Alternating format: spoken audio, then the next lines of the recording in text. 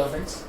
अब इस वीडियो में हम लोग और थोड़ा सा आगे बढ़ रहे हैं। हम लोग हमारे लॉ के सेकेंड यूनिट की तरफ बढ़ रहे हैं। That is nothing but the consideration. Okay, consideration बोला तो आपको कुछ तो भी सुना सुना लगेगा।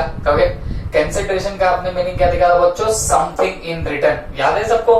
कुछ ना कुछ आपको जब रिटर्न में मिले तो उसको आप लोग क्या नाम देंगे? कंसिडरेशन। जिसको हमने क्या बोला था? क्विड प्रो क्यो।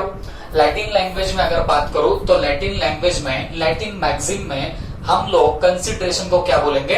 क्विड प्रो क्यो। आई होप सबको याद आ रहा होगा, जिसका मतलब क्या होता है? समथिंग इन रिटर्न, है ना?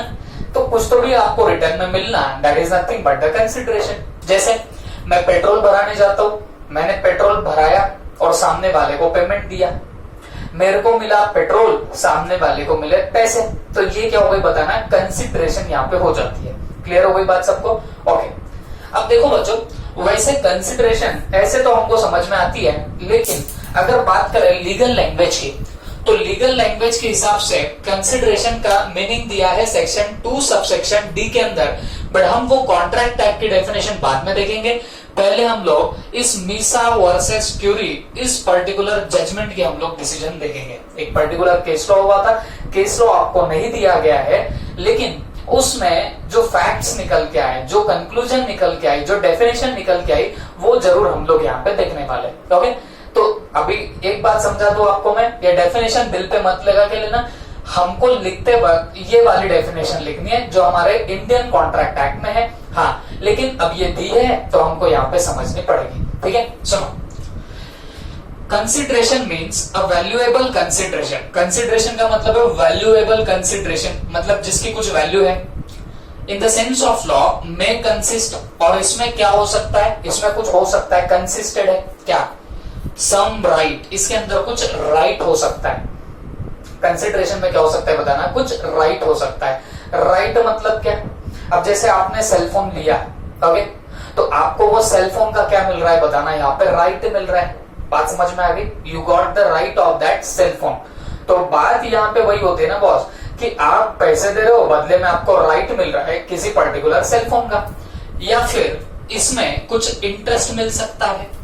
इंटरेस्ट बोले तो यहाँ बैज मत पकड़ना, जो लोन पे हमको मिलता है बैज, उसकी बात यहाँ पे नहीं चल रही। इंटरेस्ट का मतलब क्या है? लेट्स से कोई एक पार्टनरशिप फर्म है, तो आप कैपिटल इन्वेस्ट कर रहे हो उस पार्टनरशिप फर्म में, तो आपको उसमें शेयर ऑफ प्रॉफिट मिलेगा। जो भी फ्यूचर में प्रॉफिट होने वाला है उसका आपको शेयर मिल रहा है। ओके, तो ये शेयर यहाँ पे क्या हो गई बताना? ये भी तो कंसिडरेशन जैसे हो गई आपके लिए। बात समझ में आ रही है? और प्रॉफिट भी हो सकता है। तो जैसे आप लोगों ने अगर मान लीजिए कैपिटल इन्वेस्ट किया है काय में, एक पार्टनरशिप फर्म में, तो कल चल के उसको प्रॉफिट हो जाए तो वो आपको मिल जाएगा। बात समझ में आ गई आपको? तो बोलने का मतलब क्या हुआ? इस मीसा वर्सेस क्यूरी की इस पर्टिकुलर डेफिनेशन में valuable consideration in the sense of law में कंसिस्ट ऑफ, मतलब वैल्यूएबल कंसिडरेशन में ये चीजें आ सकती है। कौन सी चीजें आ सकती है? या तो राइट आ सकता है, जैसे किसी पर्टिकुलर चीज का आपको राइट मिल जाएगा, लेकिन वो राइट कब मिलेगा? जब आप लोग उसका पेमेंट करोगे तब। ओके, या फिर आपको इंटरेस्ट मिल सकता है किसी चीज में, जैसे आपने पार्टनरशिप फर्म में क्या कर दिया, कुछ अमाउंट इन्वेस्ट कर दिया, you will be getting interest over there. ठीक है, या फिर आपको प्रॉफिट मिल रहा है। प्रॉफिट कैसे मिलेगा बताना? सीधी सी बात है ना, जिस पर्टिकुलर पार्टनरशिप फर्म में आप लोगों ने इन्वेस्टमेंट करी, वहां से हो भी तो सकता है ना कि हमको कल चल के क्या मिले? प्रॉफिट भी मिले। ठीक है, benefit accruing to one party, that is what promisor, या क्या बोल सकते हैं, या बेनिफिट मिलेगा एक पार्टी को। जनरली कौन होती है बताना? प्रॉमिसर। मतलब जिस बंदे ने प्रॉमिस किया तो उसको वहां पे क्या मिलेगा बताना? बेनिफिट मिलेगा। बात समझ में आ गई? ओके, बट फॉरबियरेंस, डेट्रीमेंट और लॉस और रिस्पॉन्सिबिलिटी टू अनदर पार्टी। लेकिन फॉरबियरेंस मतलब क्या? बियर करना पड़ेगा। ओके, या डेट्रीमेंट होगा, डेट्रीमेंट मतलब डैमेज होगा, या लॉस होगा। किसको होगा? किसी दूसरे पार्टी को। एक बात बताऊं आपको, तो देखो ये इस पर्टिकुलर केस लॉ की जजमेंट आई थी, तो उसके हिसाब से इन्होंने ये डेफिनेशन डाली है। बट मैं जैसे आपको बता रहा हूं, आपको मेन फोकस करना है कहां पे? हमारे इंडियन कॉन्ट्रैक्ट एक्ट की डेफिनेशन के ऊपर। अब क्यों मैं इस पे फोकस नहीं देने की बात कर रहा हूं? क्योंकि आप ध्यान से सुनो मेरी बात। अगर जनरली हम लोग देखेंगे तो कंसिडरेशन जो होती है, कंसिडरेशन में कहीं ना कहीं रेसिप्रोकल प्रोमिसेस होते हैं। ये वर्ड पे फोकस करना, क्या रेसिप्रोकल प्रोमिसेस, ये आपको कहीं ना कहीं बाद में मिल ही जाएगा। अब ये रेसिप्रोकल प्रोमिसेस होते क्या है, मतलब जब भी कोई कॉन्ट्रैक्ट होता है तो वहां पे दोनों पार्टीज को अपना कुछ ना कुछ परफॉर्मेंस देना पड़ता है। अब जैसे आप लोग पेट्रोल भराने जाते हो तो सामने वाला पेट्रोल भरा के देगा, आपको बदले में कैश देनी पड़ेगी। तो मतलब क्या हुआ, रेसिप्रोकल प्रोमिसेस, मतलब आपको मिला पेट्रोल, आप सामने वाले को क्या दोगे, कैश दोगे। तो दिस इज रेसिप्रोकल प्रोमिसेस। और ये अगर होगा तो जाके आप लोग बोल सकते हो कि वो कंसिडरेशन वहां पे बनने वाली है। तो कंसिडरेशन बनेगी जब भी, तो एक बात समझना, कुछ पार्टी को फायदा होगा, बेनिफिट होगा, और कुछ पार्टी को लॉस होने वाला है, डेट्रीमेंट होने वाला है। डेट्रीमेंट का मतलब मैंने आपको क्या बताना, कुछ डैमेज होने वाला है, ठीक है। तो कंसिडरेशन होती है ऐसी है, तो जहां एक पार्टी को डैमेज होगा, नुकसान होगा, और दूसरे पार्टी को यहाँ पे फायदा होने वाला है। बट मैं क्यों बोल रहा हूं इस पर्टिकुलर डेफिनेशन पे फोकस नहीं देने के लिए, क्योंकि आपको भी समझ रहा होगा हमारे इंडियन कॉन्ट्रैक्ट एक्ट ने एकदम अलग तरीके से कंसिडरेशन को डिफाइन किया है। ओके, ये भी डेफिनेटली डेफिनेशन है, लेकिन ये फिरंगियों की केस लॉ के हिसाब से, ये देखो ये फिरंगी जो थे, ये फिरंगियों का ये पर्टिकुलर केस लॉ है, मीसा वर्सेस क्यूरी, ये अपने यहाँ का नहीं है। बात समझ में आ रही है आपको? तो अकॉर्डिंगली हम लोगों की जो डेफिनेशन है वो अलग दी गई है, इनकी अलग है। ओके, तो यहाँ पे मैं एक सीधी सीधी भाषा में इनके डेफिनेशन में क्या है अगर वो बोलने जाओ तो ये सीधा सीधा ये बोलते हैं एक पार्टी को फायदा होगा, दूसरे पार्टी को लॉस होगा। बट मैं तो बोलूंगा आपको यहाँ कुछ फायदा और लॉस होने की प्रोबेबिलिटी होती ही नहीं है। क्यों नहीं होती है? क्योंकि मैं पेट्रोल भरा रहा हूं तो तुमको मैं क्या दे रहा हूं, पैसे दे रहा हूं। तो लॉस किसको हो रहा है? मेरे को मेरा पेट्रोल मिल गया, तुमको तुम्हारे पैसे मिल गए। ओके, तो एज सच देखा जाए तो लॉस कुछ नहीं होगा, दोनों पार्टीज को क्या मिलने वाला है बताना है, दोनों पार्टीज को कुछ ना कुछ बदले में मिलेगा। हाँ, बट इन्होंने बोला है तो हम लोग वैसे देख लेते हैं। हाँ, और ये देखने के बाद फिर हम लोग हमारे डेफिनेशन पे आते हैं। बट पहले एक बार मीसा वर्सेस क्यूरी को वापिस से देख लेते। इसने बहुत सिंपली एक ही बात बोली, कंसिडरेशन में क्या आएगा, वैल्यूएबल कंसिडरेशन में क्या आएगा, एक तो कुछ राइट्स आपको मिल सकते हैं, कुछ आपको बेनिफिट मिल सकता है, कुछ इंटरेस्ट मिल सकता है एक पार्टी को। और वो एक पार्टी कौन बोला है बताना, प्रॉमिसर, मतलब जिस बंदे ने प्रॉमिस दिया उसको हम लोग क्या बोलते हैं, प्रॉमिसर। ओके, लेकिन फॉरबियरेंस मतलब आप कोई नुकसान बियर कर रहे हो, डेट्रीमेंट मतलब डैमेज, और लॉस और रिस्पॉन्सिबिलिटी टू अनदर पार्टी मतलब किसी बंदे को लॉस हो जाएगा। ओके, तो ये होता है आपका क्या बताना, consideration as per Misa versus Curie. Simply एक बंदे को फायदा, दूसरे बंदे को प्रॉफिट। ये डेफिनेशन किसकी बताती बताना, ये मीसा वर्सेस क्यूरी की केस लॉ में ये डेफिनेशन निकल के आई। But as I am telling you, अब आगे हमारा जितना भी यूनिट जाएगा वो हमारे इंडियन कॉन्ट्रैक्ट एक्ट की डेफिनेशन के हिसाब से जाएगा। इस बात का आपको प्रॉपर ख्याल रखना पड़ेगा।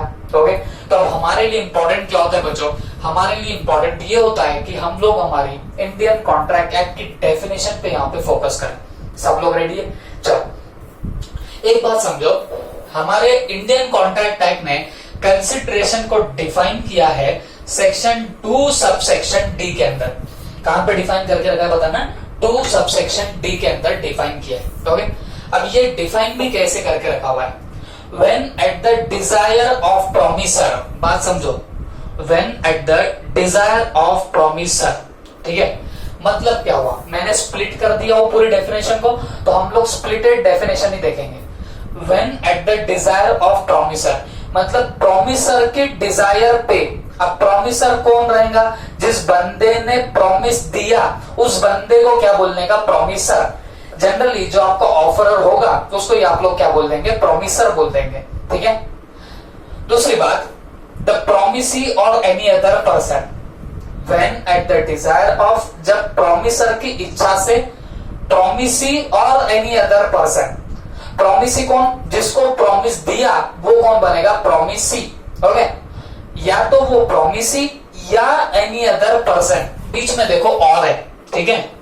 तो अगर मैं ये दोनों लाइनों को जोड़ दूं तो इसका मतलब क्या निकलता है, when at the desire of promisor मतलब जब प्रोमिसर के इच्छा के हिसाब से, डिजायर माने इच्छा, प्रोमिसर के इच्छा के हिसाब से क्या, द प्रोमिसी और एनी अदर पर्सन, या तो प्रोमिसी या कोई दूसरा बंदा, ओके हाँ, क्या हैज डन और एब्सटेन्ड फ्रॉम डूइंग, या तो कर दिया या रोक दिया।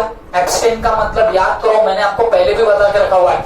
एब्सटेन फ्रॉम डूइंग का मतलब, एब्सटेन का मतलब होता है स्टॉपिंग, याद है क्या सबको? स्टॉपिंग, ठीक है।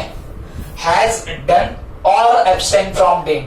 हैज डन का मतलब क्या? कर डाला, और एब्सटेन्ड फ्रॉम डूइंग का मतलब क्या? रोक डाला, ठीक है। ऐसे पिक्चर क्लियर नहीं होगा। अब वापस से वो 3 लाइनों को आप लोग पहले से नीचे तक आके देखो, फिर आपको शायद कुछ कुछ समझ में आए। चलो देखते हैं। हाँ बताओ, सेक्शन कौन सा है? Section 2 subsection D. हाँ बोलो, क्या है कंसिडरेशन का definition? When at the desire of promiser, जब प्रॉमिसर के इच्छा के हिसाब से, प्रॉमिसी और एनी अदर पर्सन, या तो वो प्रॉमिसी या तो कोई दूसरा बंदा, any other person has done और एब्सेंट फ्रॉम डूइंग, कर दिया या रोक दिया। क्लियर हो रही है बात आपको? तो ये 3 बातें यहां पे हमको पता चलिए। उसके आगे क्या बोलता है? और डज और एब्सटेन्स फ्रॉम डूइंग, मतलब कर रहा है या करने से रोक रहा है। ओके, तीसरा क्या है? और प्रोमिसेस टू डू, मतलब प्रॉमिस कर रहा है करने के लिए, और एब्सटेन फ्रॉम डूइंग, या करने से रोकने का प्रॉमिस कर रहा है। ओके, सच एन एक्ट और एब्सटिनेंस, ऐसे एक्ट को या ऐसी रुकावट को, एब्सटिनेंस स्टॉपिंग, स्टॉपिंग मतलब रुकावट है ना, ऐसे एक्ट और एब्सटिनेंट को हम लोग यहाँ पे क्या बोलने वाले? कंसिडरेशन बोलने वाले। ओके, आई डोंट नो आपके दिमाग में कितना गया, लेकिन आपको यहाँ पे खुद को पूछना पड़ेगा कुछ सवाल कि इसका यार मीनिंग क्या निकल रहा है। ओके, चलो वापिस से एक बार पूरी डेफिनेशन देखते हैं, और अब जब देखेंगे तो ना सिर्फ लर्न भी करेंगे, बल्कि आपको और इसको एक अलग वे से सोचना पड़ेगा कि यार इसका मीनिंग क्या निकल रहा है। अब देखो, हाल फिलहाल में आपने एक टेस्ट दे दिए, ओके, तो टेस्ट में सवाल कैसे आते हैं ये भी अब आपको क्लैरिटी आ चुकी है ना। तो अब मैंने जैसे बताया, आपका फोकस जो होता है वो हर पॉइंट में से क्या निकल रहा, मैं जब लिखूंगा या लिखूंगी तो कैसा लिखूंगा या कैसे लिखूंगी, ये भी आपको यहाँ पे सोचना पड़ेगा, है ना। तो चलो बताओ, सेक्शन कौन सा है? 2 सबसेक्शन डी। बोलो, कंसिडरेशन का क्या मीनिंग हो गया? When at the desire of promiser, जब प्रॉमिसर के इच्छा के हिसाब से, प्रॉमिसी और एनी अदर पर्सन, या तो प्रॉमिसी या कोई दूसरा बंदा, हाँ क्या कर रहे हैं? हैज डन, या तो कर दिया, या एब्सटेन फ्रॉम डूइंग मतलब करने से रोक दिया, या फिर और डज मतलब कर रहा है, और एब्सटेन्स फ्रॉम डूइंग है ना, मतलब करने से रोक रहा है। प्रोमिसेस टू डू मतलब प्रॉमिस कर रहा है कुछ करने के लिए, और एब्सटेन फ्रॉम डूइंग मतलब यह प्रॉमिस कर रहा है कुछ करने से रोकने के लिए। ओके, सच एन एक्ट और abstinence is called as consideration. Okay, simple तरीके से अब मैं बताऊं तो बेटा ध्यान से सुनना मेरी बात। सुनो, एक होता है प्रॉमिसर, मतलब जो बंदा प्रॉमिस दे रहा है। ओके, जब उस प्रॉमिसर की डिजायर पे अगर प्रॉमिसी या फिर कोई थर्ड पर्सन, क्या बोल रहा हूं, प्रॉमिसी या कोई थर्ड पर्सन, हाँ क्या करता है बताना, कुछ कर दिया या करने से रोका, या कुछ कर रहा है या कुछ करने से रोक रहा है, या कुछ करने का प्रॉमिस कर रहा है या कुछ करने से रोकने का प्रॉमिस कर रहा है, तो ऐसे एक्ट और एब्स्टिनेंस को हम लोग यहाँ पे क्या बोलने वाले, कंसिडरेशन बोलने वाले। ये सेक्शन 2 सबसेक्शन डी की देन है। ओके सर, ऐसे मुश्किल से समझेगा, प्लीज जरा से इसको तोड़ के बताना। तो ध्यान से सुनो, इसके हर पॉइंट में अपनी खासियत छुपी है। जैसे when at the desire of promiser, तो यहाँ पे एक बात क्लियर हो जाती है कि जब भी कंसिडरेशन की बात आई, मतलब जब समथिंग इन रिटर्न की बात आई, तो हमेशा याद रखना वो कंसिडरेशन किसके डिजायर पे होती है, मतलब किसके इच्छा के अनुसार होती है। तो हमेशा याद रखो प्रॉमिसर के हिसाब से होती है। बात समझ में आ रही है आपको? ये किसके डिजायर पे होती है बताना, प्रॉमिसर के डिजायर पे होती है। क्या? आपकी कंसिडरेशन। क्लियर हो गई सबको बात? अब मतलब क्या हुआ, मैं जा रहा हूं काय के लिए, मैं अगर जाता हूं लेट से, या एक आपको और एक एग्जांपल देता हूं जो आपके मॉड्यूल में ही है। ठीक है, देखो आप लोग मस्त पैकी घूम के निकल रहे थे। ओके, आप मार्केट में ऐसी चक्कर लगा रहे थे, तो आपने देखा कि एक पर्टिकुलर शॉप थी जहां पे शॉर्ट सर्किट हो गया, ओके, आग लगी है वहां पे, ठीक है, आग लगी, आप देख रहे हो कि गुड्स जल रहे हैं, और उधर ही मान लीजिए एक पर्टिकुलर जो शॉप ओनर था, शॉपकीपर था, वो बाहर खड़ा खड़ा देख रहा था, शॉप जल रही है ये देख रहा है, ओके, और आपको कहीं ना कहीं उस शॉपकीपर को देख के दया आ जाती है, तो आपने क्या किया, आपने आपके जान पे खेल के सीधे छलांग लगाई, कहां पे बताना, उस पर्टिकुलर शॉप के अंदर, उस दुकान के अंदर आपने छलांग लगाई, ओके। रीजन क्या है, रीजन आपका इतना ही है, आप सोच रहे हो कि चलो जितना माल हो बेचारे का इकट्ठा करके ला लेंगे, ओके, तो आप गए, जान पे कूद के चले गए, और आपने जितना उसका स्टॉक बच सकता था आपने निकाल के उसको वापस से लाके दे दिया, ओके। अब मेरे को एक बात बताओ, आप जाके उस पर्टिकुलर शॉपकीपर के पास खड़े हो जाते हो और उसको बोलते हो कि साहब देखो मैंने आपका इतना सारा माल जलने से बचाया, ओके, तो वो बस आपके पास गुस्से से देखा जा रहा है, आपको कुछ समझ नहीं रहा है यार ये क्या है, मैंने तो इसका इतना पर्टिकुलर माल बचाया, तो मेरे को थैंक यू तो दूर, ये तो मेरे पास गुस्से से देख रहा है, ये आपके दिमाग में थिंकिंग आने लगी, ओके। तो आपने डरते डरते पूछा साहब इनाम विनाम कुछ देंगे क्या, मेरे को एक बात बताओ, वो आपको इनाम देगा कि नहीं देगा? जवाब है नहीं देगा। क्यों नहीं देगा बच्चों? मेरे को एक बात बताओ, क्या उसने आपको बोला था कि जाके छलांग लगा देना? नहीं। तो जब उसने अगर नहीं बोला कि छलांग लगा दो, तो आप उसको इनाम मांग कैसे सकते हो? तो बात क्या होती है बच्चों, जब भी आपकी कंसिडरेशन की बात होगी तो हमेशा याद रखना ये प्रोमिसर के डिजायर पे मूव होगी। तो प्रोमिसर अगर बोलता है कि भाई हाँ मैं कंसिडरेशन देने के लिए रेडी हूं, या उसकी डिजायर है देने की, इच्छा है देने की, तभी जाके क्या हो सकता है बताना ये कंसिडरेशन, या उसने अगर पहले से कंसिडरेशन डिसाइड वहां पे डिसाइड करी होगी तो जाके वहां पे आप लोगों को कोई रेमुनरेशन मिल सकता है। अगर वैसा कुछ नहीं है तो कोई कंसिडरेशन आपको नहीं मिलने वाली। ये बात का आप लोग प्रॉपरली ख्याल रखना, ओके। तो when at the desire of promisor, promisee और any other person, okay, promisee या और कोई पर्सन, मतलब क्या हुआ, कंसिडरेशन कोई भी बंदा पे कर सकता है, जरूरी नहीं जो दो लोगों के बीच में कॉन्ट्रैक्ट हुआ बस उन्हें नहीं पेमेंट देना, ये कभी जरूरी नहीं होता, ओके। अब जैसे मान लीजिए आप किसी पर्टिकुलर बंदे से, आप लोगों ने कार लेके आ गए, आपने किसी बंदे से कार ले ली है, आप उसको बोल रहे हो कि यार मैं तेरे को 5 दिन के बाद 5 लाख रुपीस दे दूंगा, ओके, और आप लोगों ने क्या किया, आप लोगों ने पेमेंट नहीं किया कार का, तो वो बंदा आपके पीछे पड़ गया, ओके, आप दे नहीं रहे थे, गुंडे वुंडे भेज दिए, तो ये बात आपके पापा को पता चली कि भाई अपने बच्चे ने या बच्ची ने क्या किया है, कार उठा के लाई है 5 लाख का बोल के, फिर भी उसको पैसे नहीं दिए। तो मेन कॉन्ट्रैक्ट आपके और उस कार वाले के बीच में हुआ था, ओके। तो कंसिडरेशन किसने देनी चाहिए थी? वैसे तो आपने देनी चाहिए थी, मतलब प्रोमिसी ने देनी चाहिए थी, ओके। लेकिन आपके अगर पापा ने भी कंसिडरेशन पे कर दी तो भी कोई दिक्कत यहाँ पे नहीं होगी। तो बोलने का मतलब क्या हुआ यहाँ पे, consideration can be moved from promisee और एनी अदर पर्सन, मतलब जो थर्ड पार्टी है, आपके जो पापा हो जाएंगे वो आप दोनों के कॉन्ट्रैक्ट के लिए थर्ड पार्टी बन जाएंगे। कैसे थर्ड पार्टी बन जाएंगे?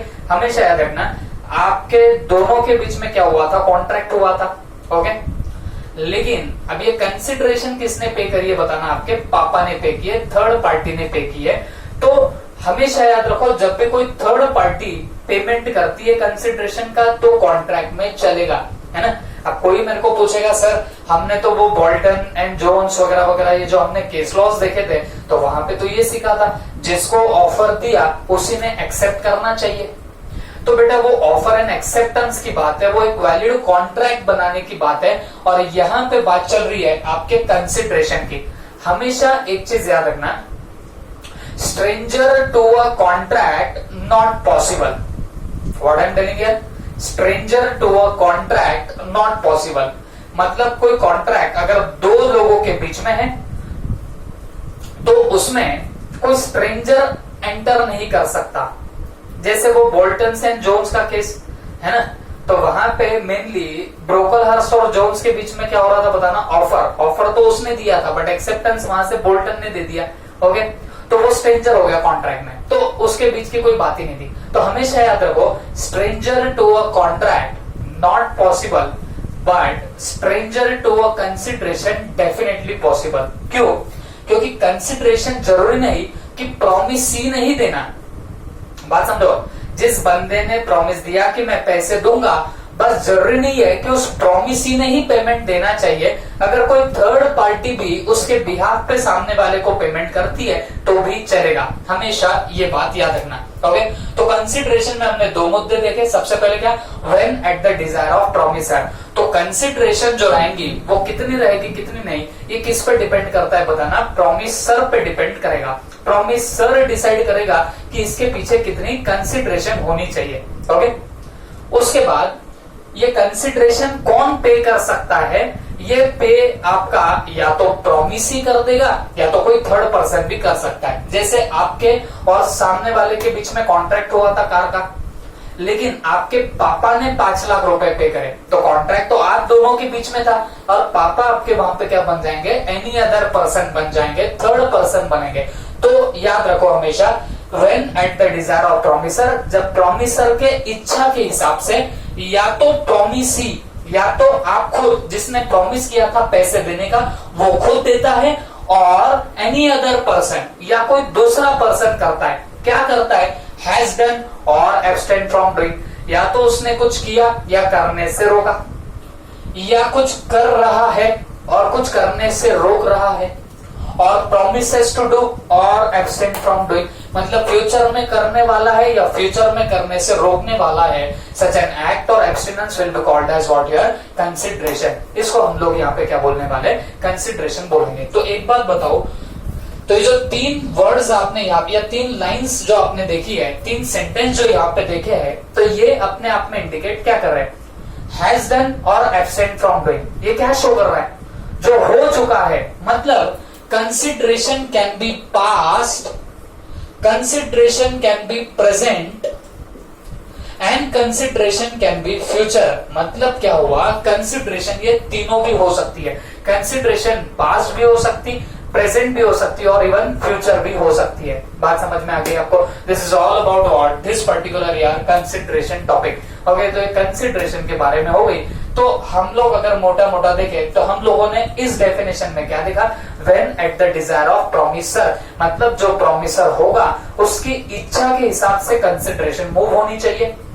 अच्छा, when at the desire of promisor, promisee और एनी अदर पर्सन, वो कौन मूव कर सकता है, या तो प्रॉमिसी मतलब जिसने प्रॉमिस किया था वो कर सकता है, और एनी अदर थर्ड पर्सन या कोई थर्ड पर्सन भी यहाँ पे क्या कर सकता है बताना, कंसिडरेशन मूव कर सकता है। ओके, हैज डन और एब्सटेन फ्रॉम डूइंग, मतलब कर चुका है या करने से रोक रहा है, और डज और एब्सटेन्स फ्रॉम डूइंग, मतलब कर रहा है या करने से रोक रहा है। ओके, और promises to do और abstains from doing, या करने वाला है या act और abstinence will be called as what your consideration। Okay, देखो ये पहले जब स्टार्ट में पढ़ते हैं तो थोड़ा सा लगता है कि यार थोड़ा ट्रिकी है या थोड़ा कुछ प्रॉब्लम दे रहा है, but I am telling you guys, ये जैसे हम लोग और आगे जाएंगे, आगे कुछ और प्रिंसिपल्स आएंगे, तो ये चीजें आपकी और भी ज्यादा क्लियर होने लग जाएंगी। ओके, तो आप लोग फटाफट इतना नोट कर लो और हम लोग थोड़ा सा और आगे चले जाएंगे। ठीक है।